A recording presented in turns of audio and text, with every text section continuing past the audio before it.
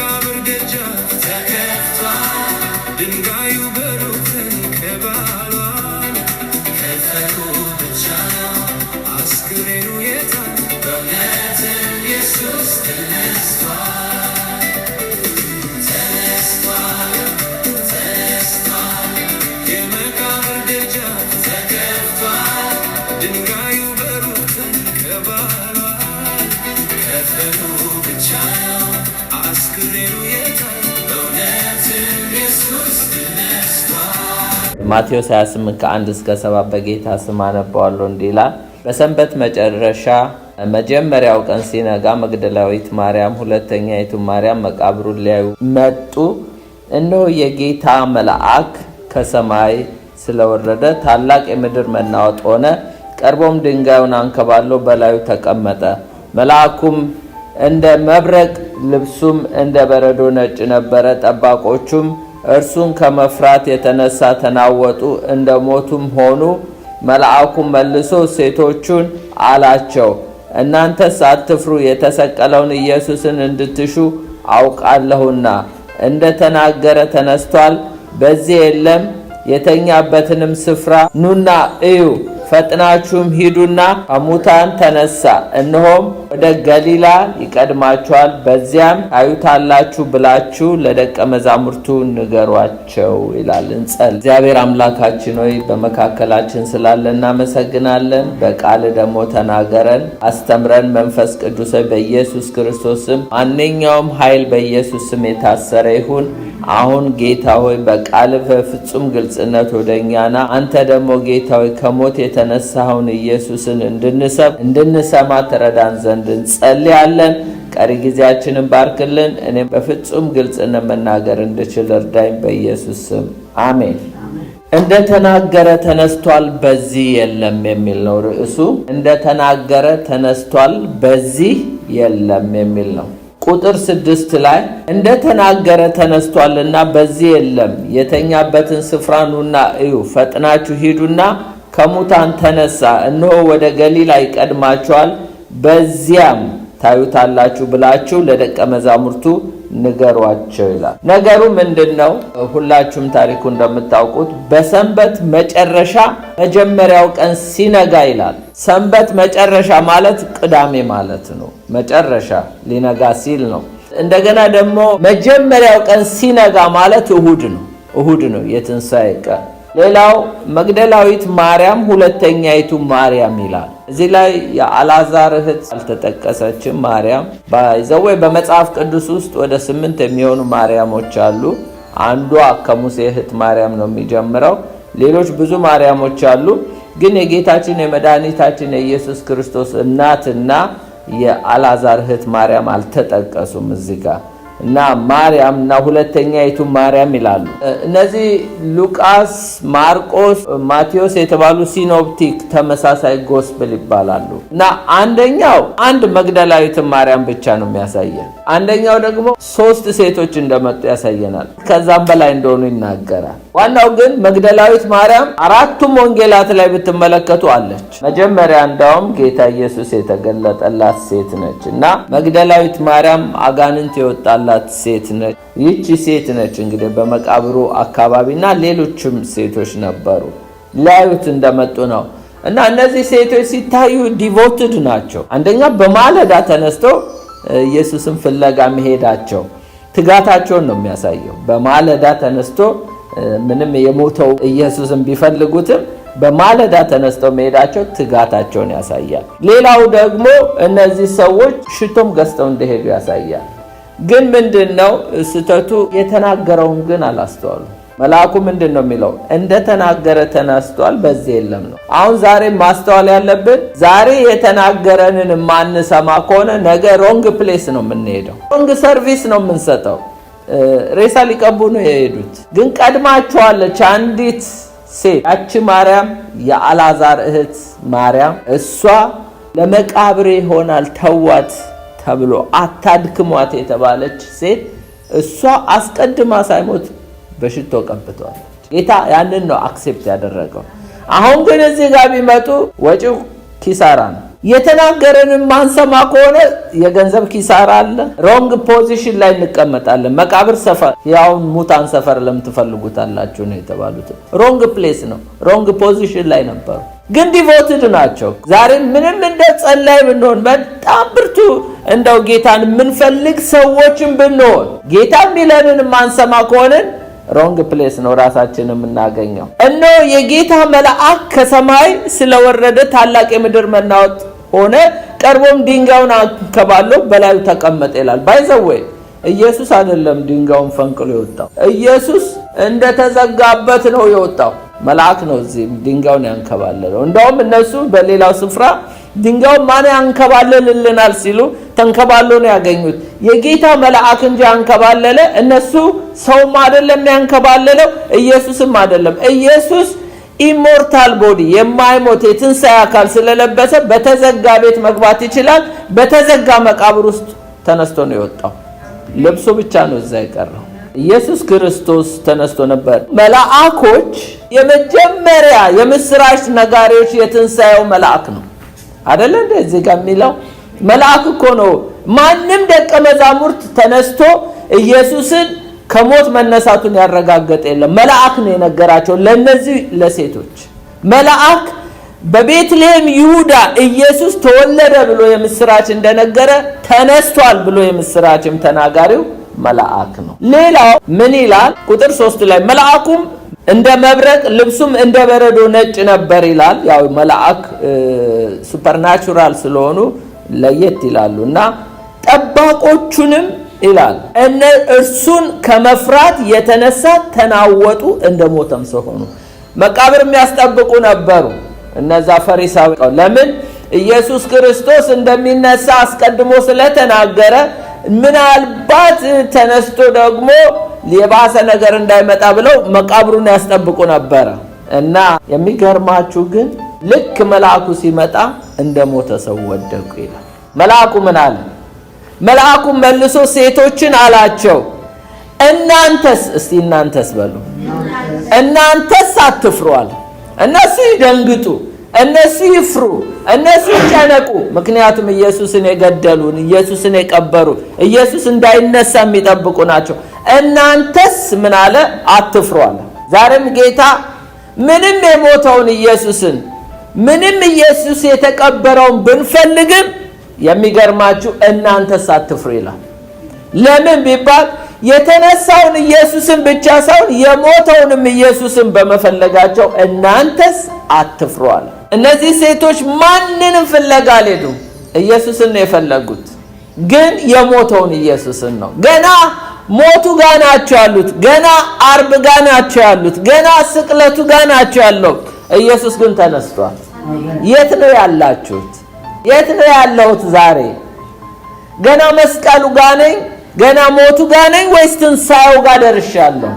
አያችሁ፣ እናንተስ አትፍሩ፣ የተሰቀለውን ኢየሱስን ነው እዛ ጋር ነው ያላችሁት። እሱን እንደምትፈልጉ አውቃለሁ። ለዚህ ነው እዚህ የመጣሁት፣ የምስራች ላበስራችሁ ነው የሚለው መልአኩ። እንደተናገረ ተነስቷል፣ በዚህ የለም። እስቲ በሉት፣ እንደተናገረ ተነስቷል፣ በዚህ የለም። ጌታ የሚለንም ብንሰማ እኮ ከኮንፊውዥን ከብዙ ነገሮች እንድናለን። አያችሁ፣ ጌታ ተናግሯል። መቼ እንደተናገረ ነግራቸዋለሁ። የሚገርማችሁ የተናገረውን ባለመስማታቸው ሙታን መንደር ሄዱ። ሕያው ግን ሙታን ሰፈር የለም ነበር። ከፈለጋችሁ ኤቪደንስ አለ፣ አትጨነቁ፣ ድንጋዩን እኔ አንከባልየዋለሁ፣ ግቡና አላቸው።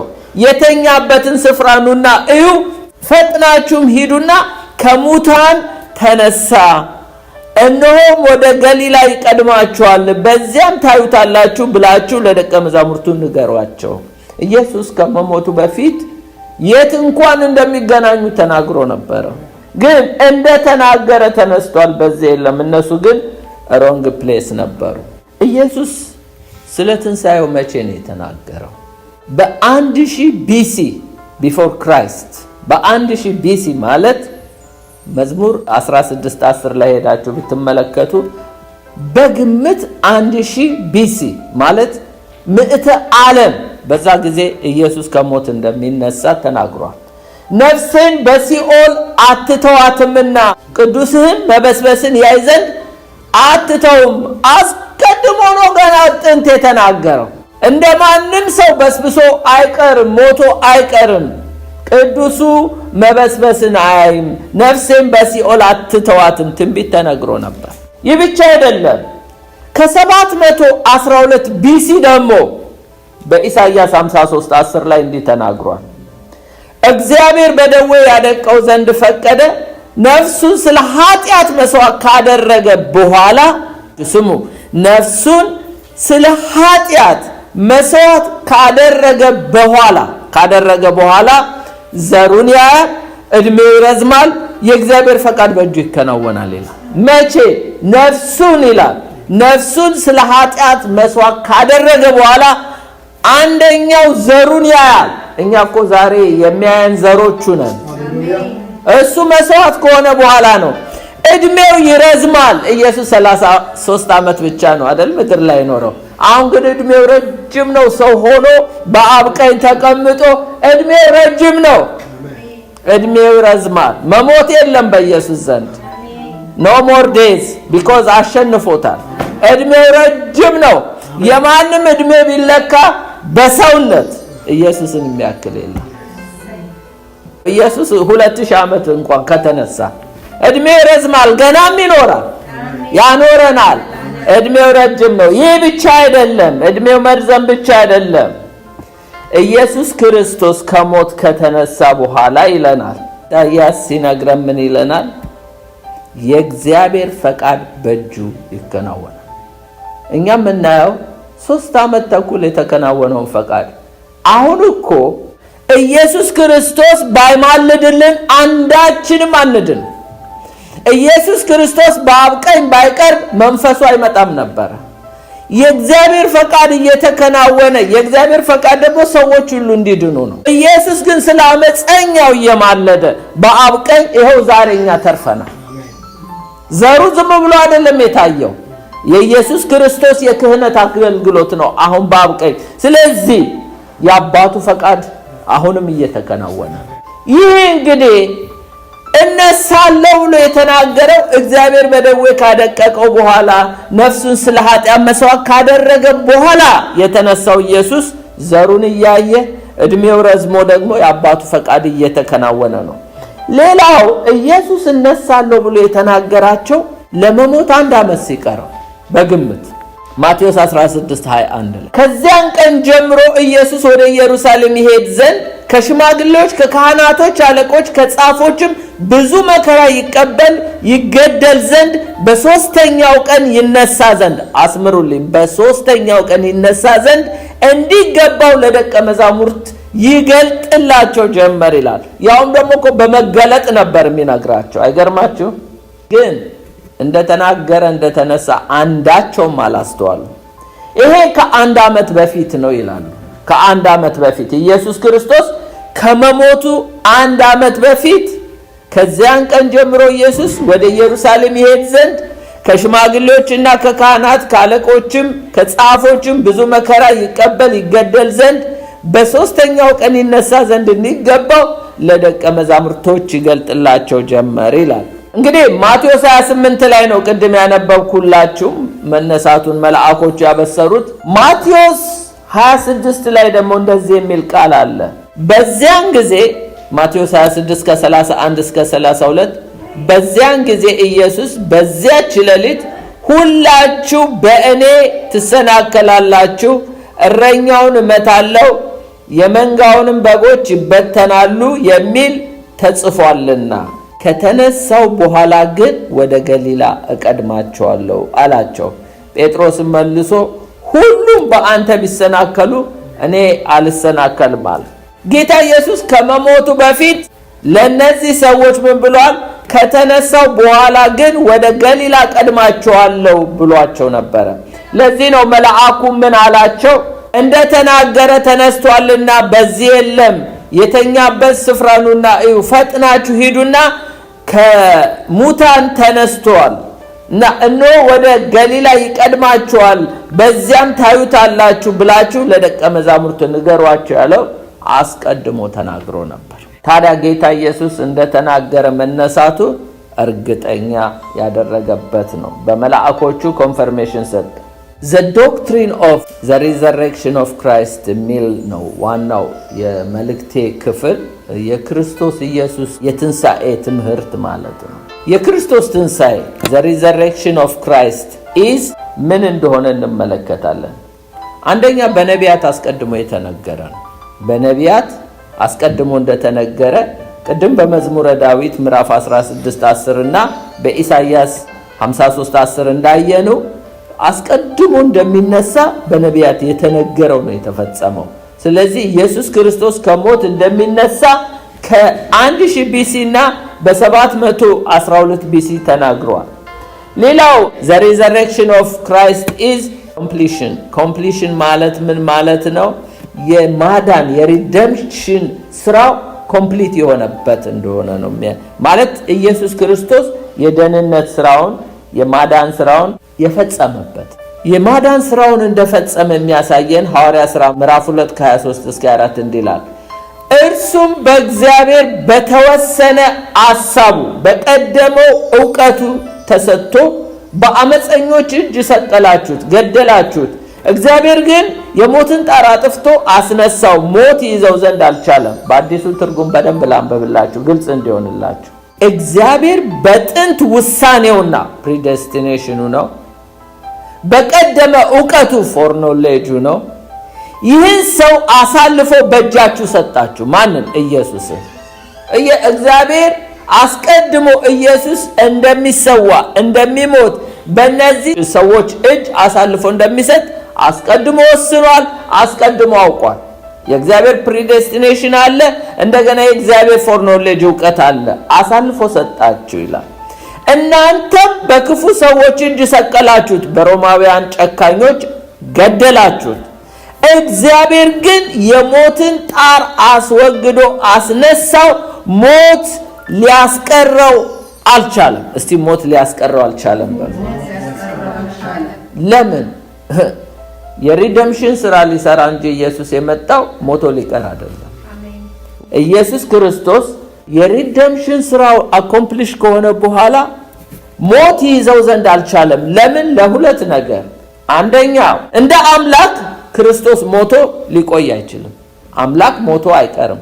ኢየሱስ ስብዕና ብቻ አይደለም ያለው፣ ዲቪኒቲ ስላለው ሞቶ አይቀርም። ሁለተኛው እንደ አዳኝ ክርስቶስ ከመቃብር መውጣት ነበረበት። ስለዚህ ኢየሱስ ከሞት ተነስቶ ነው አሁን እያንዳንዳችንን ከሞት ያዳነን።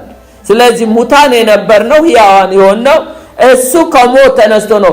ግን በእግዚአብሔር ፕሪዴስቲኔሽን እና ፎርኖሌጅ ኢየሱስ ክርስቶስ አልፎ እንዲሰጥ ነበረ። ለምንድን ነው? የሪደምሽን ስራ እንዲሰራ። በኋላ ግን እናንተ ክፉ ሰዎች እጅ ሰቀላችሁት፣ ገደላችሁት። እግዚአብሔር ግን የሞትን ጣር አስወግዶ አስነሳ። ለምን? ሞቶ እንዲቀር አይደለም። ሪደምሽን ስራ ሊሰራ ነው፣ ሰራ። the resurrection of Christ is confirmation ነው። ክርስቶስ ማን እንደሆነ ማረጋገጫ ነው። ክርስቶስን ማን እንደሆነ ማረጋገጫ ነው የክርስቶስ ትንሣኤ። የመጀመሪያው አልኳችሁ በነቢያት የተነገረ አፈጻጸም ነው። ሌላው ግን ኮምፕሊሽን ወይም ደግሞ አኮምፕሊሽ ያደረገበትን ወይም ደግሞ የእግዚአብሔር ስራ የሪደምሽን ስራው የተጠናቀቀበትን የሚያሳየን ነው። ሶስተኛው ግን ኮንፈርሜሽን ነው። ኢየሱስ ክርስቶስ ማን እንደሆነ ማረጋገጫ ነው። ሮሜ 1 ከ3 እስከ 4 እንዲላል ይህ ወንጌል በሥጋ ከዳዊት ዘር ስለተወለደና እንደ ቅድስና መንፈስ ግን ከሙታን መነሳት የተነሳ በኃይል የእግዚአብሔር ልጅ ሆኖ ስለተገለጠ ስለ ልጁ ነው፣ እርሱም ጌታችን ኢየሱስ ክርስቶስ ነው ይላል። እዚህ ጋር ሁለት ነገር እናያለን። ኮንፈርሜሽን ነው። የኢየሱስ ከሙታን መነሳት ሁለት ነገር ያረጋግጥልናል። አንደኛው ይህ ወንጌል በሥጋ ከዳዊት ዘር ተወለደ ይላል። ስለዚህ ኢየሱስ ክርስቶስ ሥጋ ለብሶ እንደሞተ ከዛም ደግሞ እንደተነሳ የሚያሳየን የዳዊት ዘር መሆኑን ያሳየናል። ቁጥር 3 ላይ ሌላው ግን Christ is the son of God with the power ይላል እና ይሄ ደግሞ እንደ ቅድስና መንፈስ ግን ከሙታን መነሳት የተነሳ በኃይል የእግዚአብሔር ልጅ ሆኖ ስለተገለጠ ስለ ልጁ ነው።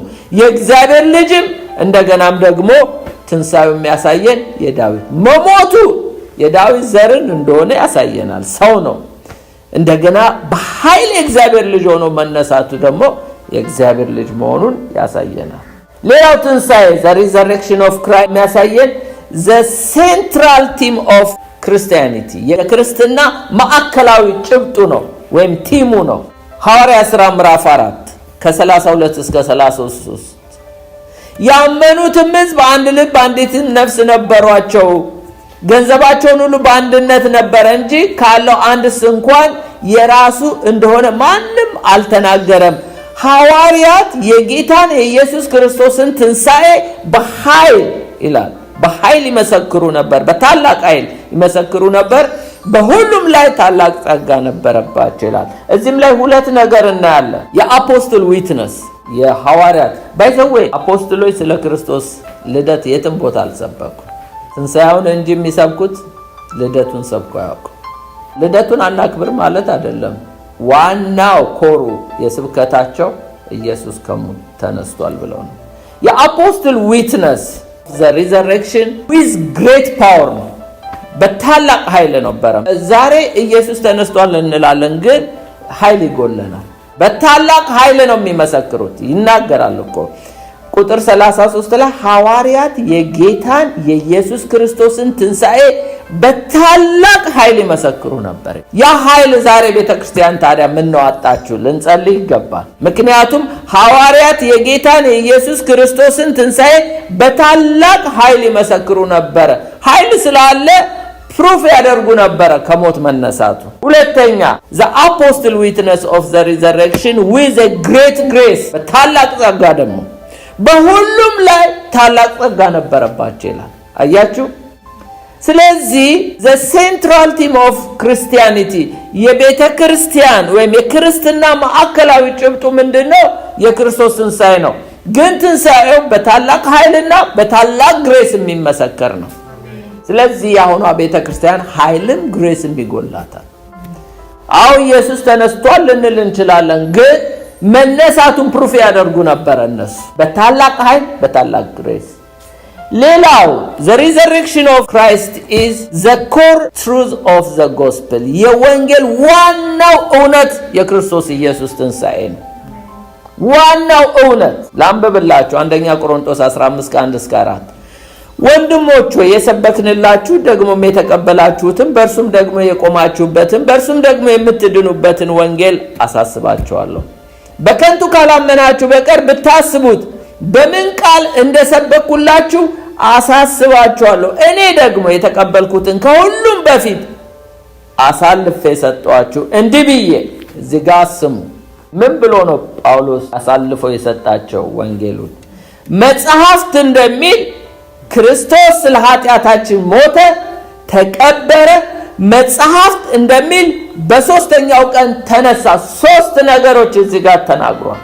አንደኛ Christ had to die to pay the wage of sin ኢየሱስ የሞተው መጽሐፍት እንደሚል የኃጢአታችንን ደሞዝ ወይም ዋጋ ለመክፈል ነው።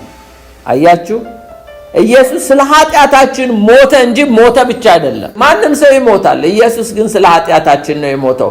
ለምን? to pay the wage of sin። ሁለተኛው Christ had to be buried ለምንድን ነው የተቀበረው? to prove his death መቀበሩ የኢየሱስ መሞትን እርግጠኛነት መሆኑን የሚያሳይ ነው። አለበለዚያ ኢየሱስ ክርስቶስ አልሞተም ይባላል። እንዲሁም እንኳን ተቀብሮ መቃብሩም እየተጠበቀ እንኳን ስንቱ ውሸት ተደርጎበታል። የሚገርማችሁ የኢየሱስ መቀበር የኢየሱስን መሞት ፕሩፍ የሚያደርግ ነው። ሶስተኛው Christ had to rise again ለምን?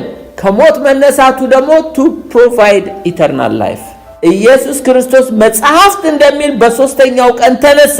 ለምን? የዘላለምን ሕይወት ፕሮቫይድ ሊያደርግ። ምክንያቱም ኢየሱስ ከሞት ካልተነሳ ጽድቅ የሚባል ነገር የለም። ኢየሱስ ሞቶ ቢቀር ኖሮ እኛም ቀድሞ ሞተናል፣ እንደ ሞትን እንቀራለን። የክርስቶስ ከሞት መነሳት ነው እኛን ሕያዋን ያደረገን። ጳውሎስ ምንድነው የሚለው? ወንድሞች የሰበኩላችሁን ደግሞም የተቀበላችሁትን በእርሱ ደግሞ የቆማችሁበትን በእርሱም ደግሞ የምትድኑበትን ወንጌል አሳስባችኋለሁ ይላቸዋል። ዛሬም ቤተክርስቲያን ይህንን እናስበው ይገባል። ተረስቷል እኮ አንዳንድ ቦታ ፕሮስፐሪቲ ጎስፐል ብቻ ነው የሚሰበከው። ጳውሎስ ወደ ቆሮንቶስ ሲሄድ ከተሰቀለው ክርስቶስ በቀር ሌላ አልሰብክ ብሎ ነበረ እና አንድ ወቅት ግን ጥያቄ ፈጠረባቸው። የትንሣኤው ነገር ግራ ሲገባቸው ጳውሎስ ጋር ላኩ። የጋብቻ የተለያየ ነገር ጥያቄ ነበረባቸው እና አንዱ መልስ የመለሰላቸው ስለ ትንሣኤው ነው። ስለዚህ ምን አላቸው? መጽሐፍት እንደሚል ክርስቶስ ለኃጢአታችን ሞተ።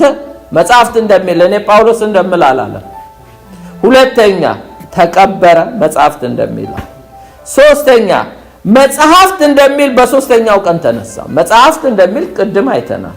በ1000 BC ተናግሯል፣ ከሞት ተነሳ። ስለዚህ መጽሐፍት የሚለውን ነው መስበክ ያለብን፣ መስማትም ያለብን። ካሮጊቶች ተረት ተጠበቁ ተብሎ ዛሬ ብዙ ተረት አለ በቤተ ክርስቲያን። ሌላው the resurrection of Christ, the cornerstone of our justification, የጽድቃችን የማዕዘን ድንጋይ ነው ይላል። የመጽደቃችን ዋናው ኮርነርስቶኑ የክርስቶስ ከሞት መነሳት ነው። ምን ይላል?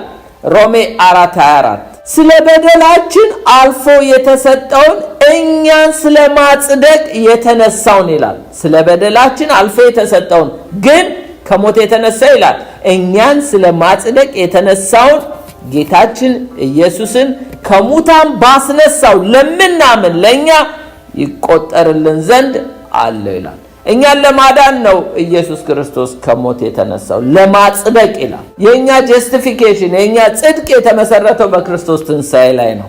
ኢየሱስ ክርስቶስ ካልተነሳ ጽድቅ የለንም።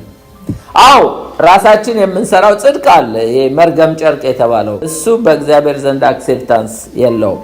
ግን እኛን ለማጽደቅ የተነሳውን ስለሚል ትንሣኤው ላይ ነው ጽድቃችን ያለው ማለት ነው። ሮሜ 5:1-5 እንዲህ ይላል፣ እንግዲህ በእምነት ከጸደቅን ይላል። ከጸደቅን በኋላ የሚሆኑትን ነገር ሲናገር በእግዚአብሔር ዘንድ በጌታችን በኢየሱስ ክርስቶስ ሰላምን እንያዝ፣ በእርሱም ደግሞ ወደ ቆምንበት ወደዚህ ወደ ጸጋው በእምነት መግባትን አግኝተናል። በእግዚአብሔርም ክብር ተስፋ እንመካለን። ይህ ብቻ አይደለም፣ ነገር ግን ይላል መከራ ትዕግስትን እንዲያደርግ፣ ትዕግስትም ፈተናም ተስፋን እንዲያደርግ እያወቅን በመከራችን ደግሞ እንመካለን። በተሰጠንም በመንፈስ ቅዱስ የእግዚአብሔርን ፍቅር በልባችን ስለፈሰሰ ተስፋው አያሳፍረንም ይላል። አንደኛው የክርስቶስ ኢየሱስ መሰቀል መሞት ስለ በደላችን አልፎ መሰጠቱን ነው የሚያሳየው። ኢየሱስ the wage of sin ማለት ዴዝ ነው አይደል? ኢየሱስ ደግሞ ኃጢአት አያውቅም። ስለዚህ ኃጢአት ካላወቀ ሞት አይገባውም። ለምን ሞተ ቢባል በእኛ ፋንታ ነው፣ እኛን ሰብስቲቲዩት አድርጎ ነው። ቁጥር 25 ላይ እንደዛ ነው። ደግሞ ምን ይላል? እኛን ስለ ማጽደቅ የተነሳውን የጌታችን የኢየሱስ ክርስቶስ ከሙታን ባስነሳው ለምናምን ለኛ ይቆጠርልን ዘንድ ነው ይላል። እንግዲህ በእምነት ከጸደቅን ይላል። 5 ነገሮች እዚህ ጋር ያዙ። እንግዲህ በእምነት ከጸደቅን አንደኛ through justification ሁሉም አማኝ ይሆናል። ሰው በክርስቶስ ጽድቅ ሁሉም አማኝ እንደሚሆን ነው ማለት። በክርስቶስ ጽድቅ ለሚያምን ሁሉም አማኝ ይሆናል። ሁለተኛ በክርስቶስ ጽድቅ ደግሞ አማኝ ሁሉ ሰላም ይኖረዋል። ምን ይላል? በእግዚአብሔር ዘንድ በጌታችን በኢየሱስ ክርስቶስ ሰላምን እንያዝ ይላል። ስለዚህ ፒስ ዊዝ ጋድ ከጌታ ጋራ ከእግዚአብሔር ጋራ ሰላም ይኖረናል። በእምነት ከጸደቅን ነው። በእምነት ከጸደቅን ከእግዚአብሔር ጋር ሰላም ይኖረናል። ሌላው ደግሞ በእግዚአብሔር ዘንድ አክሰስ ይኖረናል፣ መግባት through justification all believers have access to God ይላል። ወደዚህ በጸጋ በእምነት መግባትን አግኝተናል ይላል። አያችሁ፣ በእምነት የጸደቀ ሰው አማኝ ይሆናል። በእምነት የጸደቀ ሰው ከእግዚአብሔር ጋር ሰላም ይኖረዋል። በእምነት የጸደቀ ሰው አክሰስ ይኖረዋል፣ ወደ እግዚአብሔር መግባት።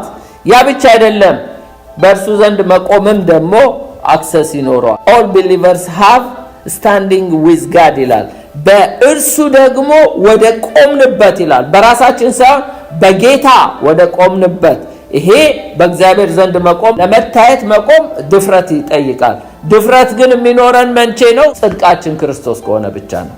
አለበለዚያ እርቃናችንን መቆም አንችልም። እንደ አዳም ጢሻ ውስጥ ሄደን ካልገባን በቀር እግዚአብሔር ሲመጣ ኃጢአተኛ ማንም ሳያሳድደው ኃጢአቱ ራሱ ያሳድደዋል። ግን አሁን በእግዚአብሔር ፊት በእምነት ከጸደቅን መቆም እንችላለን።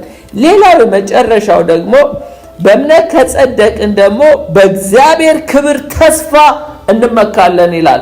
ይሄ ማለት all believers have joy of the glory of God። እግዚአብሔር ክብር ተስፋ ውስጥ መደሰት አለ።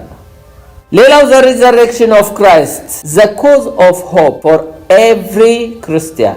ለእያንዳንዱ ክርስቲያን የተስፋ ምክንያት ነው። እስቲ ለእኔ የተስፋ ምክንያት ነው የምትሉ የክርስቶስ ትንሣኤ ለእያንዳንዱ ክርስቲያን የተስፋ ምክንያት ነው። አንደኛ ጴጥሮስ 1:3 ላይ እንዲህ ይላል። በአዲሱ ትርጉም ላንብብላችሁ። የጌታችን የኢየሱስ ክርስቶስ አባትና አምላክ ይባረክ። እርሱ ከታላቅ ምሕረቱ የተነሳ በኢየሱስ ክርስቶስ ከሞት መነሳት ምክንያት ለሕያው ተስፋ በሚሆን አዲስ ልደት እንዲሁም በሰማይ ለማይጠፋ ለማይበላሽ ለማይለወጥ ርስት እንደገና ወለደን። እናንተም በመጨረሻው ዘመን ሊገለጥ የተዘጋጀውን ጽድቅ እስኪመጣ ድረስ በእምነት አማካኝነት በእግዚአብሔር ኃይል ተጠበቃችሁ ይላል። የባይብል ተስፋ ወይም የመጽሐፍ ቅዱስ ተስፋ ኤክስፕረስ ሲደረግ መጽሐፍ ቅዱሳዊ ተስፋ ሲገለጥ ሰርተን ሪያሊቲ አሉ፣ የተወሰኑ እውነቶች አሉ። 3 ነገሮች ናቸው። አንደኛ የሚኖረው ተስፋ ሕያው ተስፋ ነው። በጌታችን የኢየሱስ ክርስቶስ አባት አምላክ ይባረክ ካለ በኋላ እርሱም ከታላቅ ምሕረቱ የተነሳ በኢየሱስ ክርስቶስ ከሞት መነሳት ምክንያት ለሕያው ተስፋ ይላል። ሕያው ተስፋ ነው። ታውቃላችሁ፣ ለሕያው ተስፋ በሚሆን አዲስ ልደት ይላል። የመጽሐፍ ቅዱስ ተስፋ ሕያው ተስፋ ነው። ማንም ሰው እንደሚገባላችሁ አይነት ተስፋ አይደለም። ይሄ ሕያው ተስፋ ነው። ሁለተኛው ደግሞ ይሄ ዘላለማዊ ወራሽነታችንን የሚያረጋግጥ ተስፋ ነው፣ ወይም ደግሞ ጋራንቲ ነው። ምን ይላል? ቁጥር 4 ላይ እንዲሁ በሰማይ ለማይጠፋ ለማይበላሽ ለማይለወጥ ርስት እንደገና ወለደን ይላል። ይሄ ማለት a hope that guarantee our eternal inheritance፣ ለዘላለም ተስፋ ጋራንቲ የገባለን ነው ማለት የማይለወጥ ነው፣ የማይበላሽ ነው፣ እንደገና የማይጠፋ ነው ይላል። የመጽሐፍ ቅዱስ ተስፋ ያው ነው። ሌላው ይሄ ተስፋ ኢተርናል ሴኩሪቲ አለው ማለት ከእግዚአብሔር ዘንድ ዘላለማዊ ደህንነት የሚሰጥ ተስፋ ነው። እናንተም በመጨረሻው ዘመን ሊገለጥ የተዘጋጀውን ድነት እስኪመጣ ድረስ በእምነት አማካኝነት በእግዚአብሔር ኃይል ተጠብቃችኋል ይላል። አያችሁ፣ መጠበቃችን ማለት ኢተርናል ሴኩሪቲን የሚያሳይ ነው። አሁን the benefit of resurrection ተናግሬ ጨርሳለሁ። what are the benefit of resurrection ሚለውና ያለ የመጀመሪያው ኒው በርዝ ነው። አዲስ ልደት ያገኘነው በትንሣኤ ነው። ኢየሱስ ከሞት ባይነሳ ዳግም መወለድ የሚባል የለም። አንደኛ ጴጥሮስ ምዕራፍ 1:3-4 ብትመለከቱ በኢየሱስ ክርስቶስ ከሞት መነሳት ምክንያት ለሕያው ተስፋ ለሚሆን አዲስ ልደት ይላል። ስለዚህ አዲስ ልደት ያገኘነው በክርስቶስ ከሞት መነሳት ነው። ሁለተኛው there is forgiveness of sin። ሌላው የኃጢአት ይቅርታ ያገኘነው አንደኛ ቆሮንቶስ 15:17 ላይ ክርስቶስ ካልተነሳ እምነታችሁ ከንቱ ነውና እናንተም እስካሁን ድረስ ከነ ኃጢአታችሁ አላችሁ ማለት ነው። የክርስቶስ እኮ መነሳት ነው የኃጢአት ይቅርታ ያገኛችሁት። እሱማ ካልተነሳ እናንተም በኃጢአታችሁ እየኖራችሁ ነው ማለቱ ነው። ስለዚህ ክርስቶስ መነሳቱ የኃጢአት ስርየት አግኝታችኋል ይላል። ሶስተኛው the resurrection of the saints፣ የቅዱሳን ትንሣኤ ያለው በክርስቶስ ትንሣኤ ውስጥ ነው። ኢየሱስ ካልተነሳ እኛም አንነሳም። አያችሁ፣ የክርስቶስ መነሳት ሁለተኛ ቆሮንቶስ 4:14 ላይ ምክንያቱም ጌታ ኢየሱስ ክርስቶስ ከሙታን ያስነሳ እኛን ደግሞ ከእርሱ ጋር አስነስቶ ከእናንተ ጋር በፊቱ እንደሚያቀርበን እናውቃለን ይላል። ክርስቶስ ከተነሳ እኛ ምን እንነሳለን? that is our benefit። አንደኛ ቆሮንቶስ 6:14 ላይ እግዚአብሔር ጌታን ከሙታን እንዳስነሳው እኛን ደግሞ በኃይሉ ከሙታን ያስነሳናል ይላል። አሜን። ስለዚህ የክርስቶስ ትንሣኤ የቅዱሳን ትንሣኤ። ሌላው there is healing በክርስቶስ ኢየሱስ ትንሣኤ ውስጥ ፈውስ አለ። ሐዋርያት ሥራ ምዕራፍ 3 ከ15 እስከ 16 የሕይወት መገኛ የሆነውን ገደላችሁት፣ እግዚአብሔር ግን ከሙታን አስነሳው። እኛም ይላል እናንተ ገደላችሁት፣ እግዚአብሔር ከሙታን አስነሳው። እኛም ለዚህ ምስክሮች ነን፣ እኛ ዊትነስ ነን ከሞት መነሳቱን።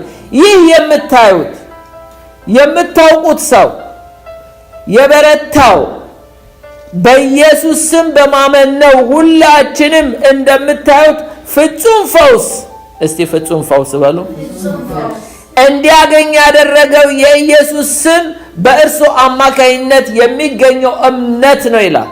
እናንተ ገደላችሁ፣ እግዚአብሔር ግን አስነሳው። ይህ ያስነሳው ኢየሱስ ነው የፈወሰው ነው የሚለው። በኢየሱስ ትንሣኤ ውስጥ ፈውስ አለ። ሌላው there is a baptism of Holy Spirit በኢየሱስ ትንሣኤ ውስጥ የመንፈስ ቅዱስ መፍሰስ ወይም መጠመቅ አለ። ሐዋርያት ሥራ ምዕራፍ 2:32 ላይ እንደዚህ ይላል፣ ይህ ኢየሱስ እግዚአብሔር ከሙታን አስነሳው፣ እኛ ሁላችን ለዚህ ነገር ምስክሮች ነን። ስለዚህ በእግዚአብሔር ቀኝ ከፍ ከፍ ካለ በኋላ ማን? የተነሳው ኢየሱስ የመንፈስ ቅዱስን ተስፋ ከአብ ተቀብሎ አሁን የምታዩትን የምትሰሙትን አፈሰሰው ይላል። ሐዋርያት እኮ መንፈስ ቅዱስ የተጠመቁት እኮ በእሳት የተጠመቁት ኢየሱስ ከሞት ከተነሳ በኋላ ካረገ በኋላ ነው። ሐዋርያት ሥራ ምዕራፍ 2:38 ላይ እንዲህ ይላል፣ ጴጥሮስ እንዲህ አላቸው፣ ንስሐ ግቡ ኃጢአታችሁም እንዲሰረይላችሁ እያንዳንዳችሁ በኢየሱስ ክርስቶስ ስም ተጠመቁ፣ የመንፈስ ቅዱስ ስጦታ ትቀበላላችሁ አላቸው።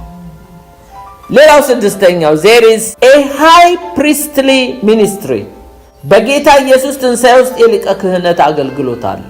ዛሬ እኮ ኢየሱስ ክርስቶስ ቅዱሳንን የሚያገለግለው ከሞት ስለተነሳ ነው። ሮሜ 8:34 ታዲያ የሚኮንን ማን ነው? የሞተው እንዲሁም ከሞት የተነሳው በእግዚአብሔር ቀኝ የተቀመጠው ክርስቶስ ኢየሱስ ስለኛ ይማልዳል ይላል። አሜን። ኢየሱስ ስለሚማልድልን ማን ነው የሚኮንነን? ምክንያቱም የሞተው እንዲሁም ደግሞ ከሞት የተነሳው በእግዚአብሔር ቀኝ የተቀመጠው ክርስቶስ ስለኛ ይማልዳል። no more condemnation ለክርስቶስ አማኞች። ሌላው ሰባተኛው there is escape from the wrath to come ሊመጣ ካለው ቁጣ ማምለጥም አለ። there is escape from the wrath to come በጌታ ትንሣኤ ውስጥ ከሚመጣው ቁጣ ማምለጥ አለ። ዓለም ላይ ወደፊት የሚመጣ ቁጣ አለ። አማኞች ግን በክርስቶስ ትንሣኤ አምልጠዋል።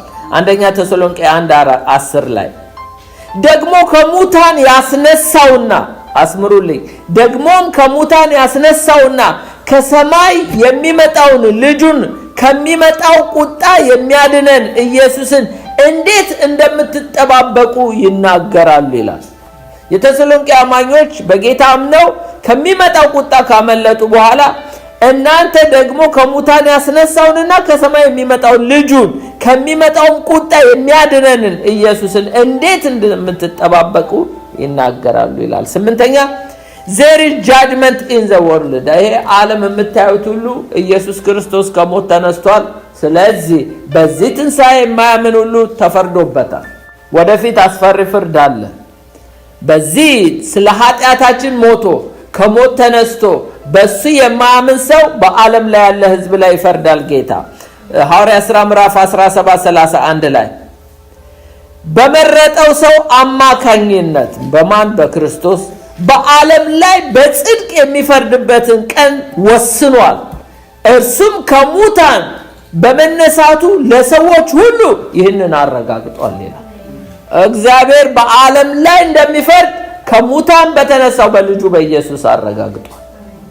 there is a new body being put on በጌታ ትንሣኤ ውስጥ አዲስ አካል መልበስ አለ። ቸኩላችኋል ለመልበስ? ይሄ አሮጌ ሰው አልሰለቻችሁም? አብላኝ፣ አጠጣኝ፣ ራበኝ፣ ታመምኩኝ ብዙ ስቃይ አለው አይደለ እንዴ? ከዚህ ቁርበት መገላገል አትፈልጉም? በጌታ ኢየሱስ ትንሣኤ የሚያምኑ አማኞች በሙሉ አዲስ አካል ተዘጋጅቶላቸዋል። ምን ይላል? አንደኛ ቆሮንቶስ 15:42 ላይ የሙታን ትንሣኤ እንደዚህ ነው፣ የሚበሰብስ አካል ይዘራል፣ የማይበሰብስ አካል ሆኖ ይነሳል። በውርደት ይዘራል፣ በክብር ይነሳል። በድካም ይዘራል፣ በኃይል ይነሳል። ፍጥረታዊ አካል ይዘራል፣ መንፈሳዊ አካል ይነሳል። ፍጥረታዊ አካል ካለ መንፈሳዊ አካል ደግሞ አለ። ስለዚህ የመጀመሪያው ሰው አዳም ሕያው ነፍስ ሆነ ተብሎ ተጽፏል። ኋለኛው አዳም ግን ሕያው መንፈስ ሆነ። ነገር ግን በመጀመሪያ የሚመጣው መንፈሳዊ ሳይሆን ፍጥረታዊ ነው። ከዛ በኋላ መንፈሳዊው መጣ። የመጀመሪያው ሰው ከምድር የተገኘ ምድራዊ ነው። የኋለኛው ግን ሰማያዊ ነው። ከምድር የሆኑት እንደ ምድራዊ ናቸው፣ ከሰማይ የሆኑት እንደ ሰማያውያን ናቸው። አሜን። እኛ ሰማያውያን ነን። እርግጥ ነው በምድር በዚህ ጊዜያዊ ድንኳን ብንኖርም ግን ሰማያዊ ነን። አዲስ አካል ተዘጋጅቶልናል። ይሄ አካላችን ቢፈርስም ነገ የማይሞት አካል ኢሞርታል ኢየሱስ የለበሰውን አካል እንለብሳለን። ሌላው ቤኔፊታችን there is a defeat of the enemy ማለት የጠላት ሽንፈት የተገለጠበት ነው። በዚህ በትንሳኤው ጠላት ተሸንፏል ወገኖቼ። ኤፌሶን 1:20 ላይ ክርስቶስ ከሙታን ሲያስነሳውና በሰማይ ስፍራ በቀኙ ሲያስቀምጠው ከሙታን ከተነሳ በኋላ በሰማይ ስፍራ ከተቀመጠ በኋላ የተቀመጠው ከግዛት ከስልጣን ከኃይላት ከጌትነት እንዲሁም በአሁኑ ዘመን ብቻ ሳይሆን በሚመጣው ዘመን ቢሆን ሊሰየም ከሚችለው ስም ሁሉ በላይ ነው ይላል። ብዙ ስልጣናት ኃይላትን ሁሉ ገፎ ነው ኢየሱስ ክርስቶስ ከሲኦል ቁልፉን ነጥቆ በአብ ቀኝ ሄዶ የተቀመጠው። ስለዚህ ጠላት ተሸንፏል ወገኖቼ። በሰማይ ስፍራም አልተገኘለትም። ሰይጣን እኮ ዛሬ እባብና ጊንጡን ትረግጡ ዘንድ በጠላት ኃይል ሁሉ ላይ ስልጣንን ሰጧችሁ፣ የሰላም አምላክ እግዚአብሔር ሰይጣንን ፈጥኖ ከእግራችሁ በታች ይቀጠቅጣል የሚለው እኮ ከእግራችን በታች የተረገጠው ኢየሱስ በአብ ቀኝ ስላለ ነው። እኛ ደግሞ በክርስቶስ ስለተሰወርን ከሱ ጋር በሰማይ ስፍራ ስላለን እባቡ ከእግራችን በታች ነው። ሌላው ቤኔፊታችን የኢየሱስ ክርስቶስ ትንሣኤ ጽድቃችን የተዘጋጀበት ወይም በጌታ ትንሣኤ ውስጥ መጽደቅ there is justification in the resurrection of the Lord ሮሜ 4:24 ላይ ነገር ግን እግዚአብሔር ጽድቅ አድርጎ ለሚቆጥርልን ጌታችንን ኢየሱስን ከሙታን ባስነሳው በእርሱ ለምናምን ለእኛ ጭምር ነው። እርሱ ስለ ኃጢአታችን እንዲሞት አልፎ ተሰጠ። እኛን ጻድቃን አድርጎ ለማቅረብ ከሞት ተነሳ። እኛን ጻድቃን አድርጎ ለማቅረብ ከሞት ተነሳ። በሉ እስቲ ጻድቃን አድርጎ ለማቅረብ ከሞት ተነሳ። በአብ ዘንድ እኮ እኛ ጻድቃን የተባልነው እኮ እኛን ለማቅረብ ነው። ጻድቃን አድርጎ እሱ ከሞት የተነሳው። ሌላው የኢየሱስ ክርስቶስ ትንሣኤ there is indeed faith in the resurrection of the Lord ይላልና በኢየሱስ ክርስቶስ ትንሣኤ እምነታችንን ያረጋግጣል።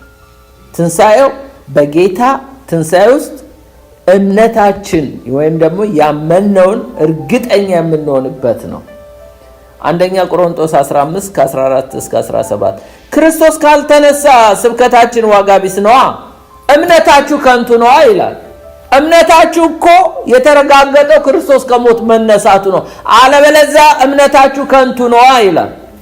ስለዚህ በላይ እግዚአብሔር ክርስቶስን ከሞት አስነስቷል ብለን በመመስከራችን ሐሰተኞች የእግዚአብሔር ምስክሮች ሆነን ተገኝተናል።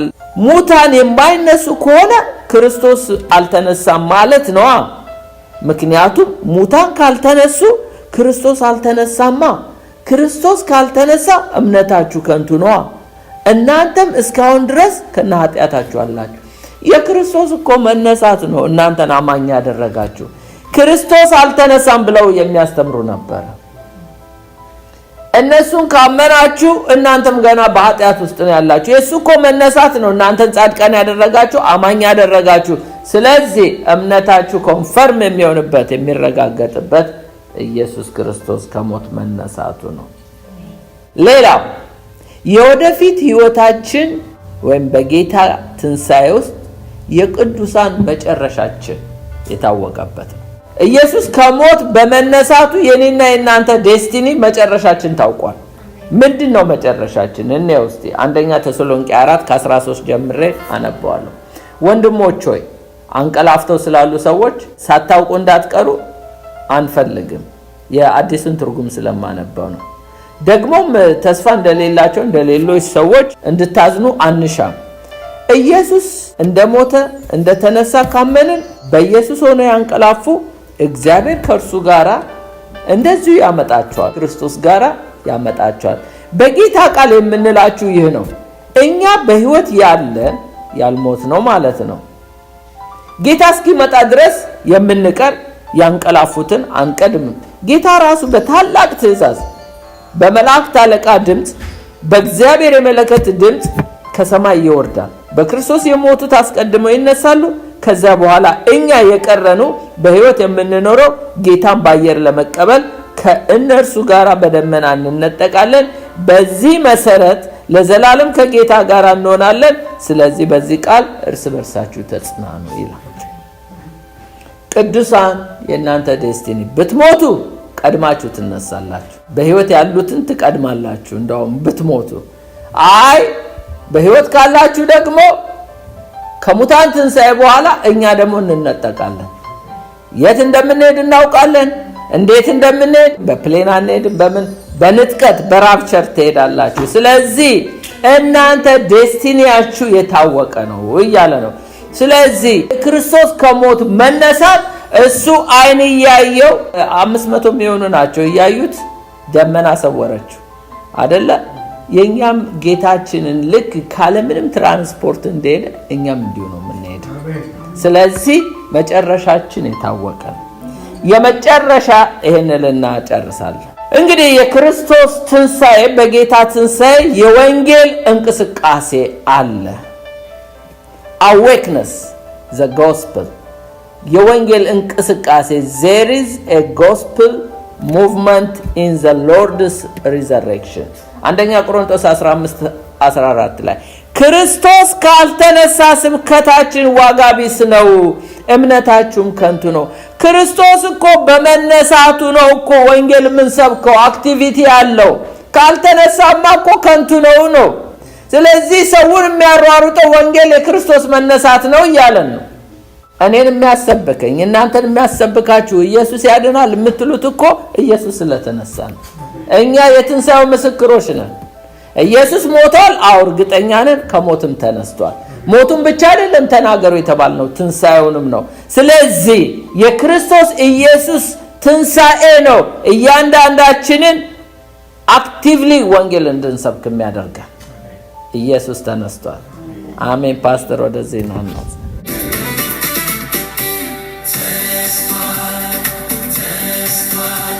የመቃብር ደጃፍ ተከፍቷል።